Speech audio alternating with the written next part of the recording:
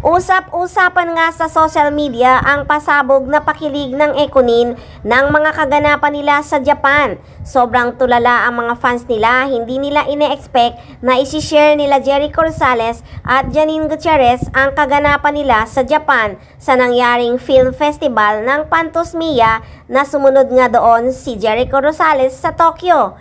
Highs, kaya naman ang mga fans nila at mga madlang people inulit-ulit ang mga video nila. Grabing kilig nila, sobra-sobrang kaligayahan ng paayuda ng Ekonin. Kakaiba talaga sila. Bumalik na ang magandang ngiti sa mga labi ni Janine Gutierrez. Wala na ang lungkot ng mga mata niya. Pati nga ang kanyang mga fans ay sobrang maligaya para sa kanya. At kung nagbubunyi naman sa sobrang saya ang mga fans ni Janine Gutierrez at fans ng Ekonin, ay nagsilabas naman ang mga buzzer. Anila nga, ang bilis daw bumigay, nag-honeymoon daw sa Japan. Pagsasawaan lang daw ni Jericho si Janine. Nakaka-turn off daw ang pagkababae. Grabe no, lupit ng comments, galit na galit, gustong manakit kasi nga sa sobrang inggit.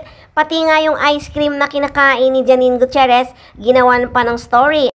Ang sabi, ang ice cream ni Janine kinain ni Jericho. Malupit talaga no, makapanira lang at makakomment lang ng negative. Meron pang nagsabi, masarap ba si Jericho, Janine Gutierrez?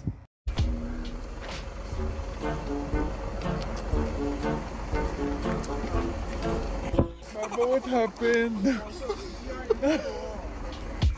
Sobrang lupit, makakomment lang ng negative. Hindi lang maging masaya sa kaligayahan ng iba. Nako, pag kinasal kaya ang Ekonin, ano kayang masasabi nila no? Baka naman maglaway na sa sobrang inggit. Kaya tuloy na dadamay ang isang love team na nananahimik na. Na kung tutuusin ay nakapag-move on na nga si Janine. Pero ang mga fans sa kabilang love team, hindi pa rin makamove on. Talaga namang hindi mapakali, makapag-comment lang ng mga negative about kay Janine. Pareho namang nakamove on na at masaya na sila pareho ng taong nililink noon kay Janine Gutierrez. Kaya dapat ang mga fans manahimik na rin.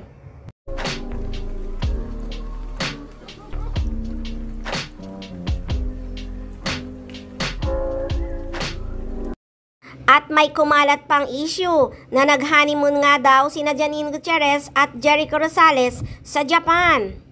Nako, kung magha-honeymoon ang Ekonin, siguradong hindi sa Japan.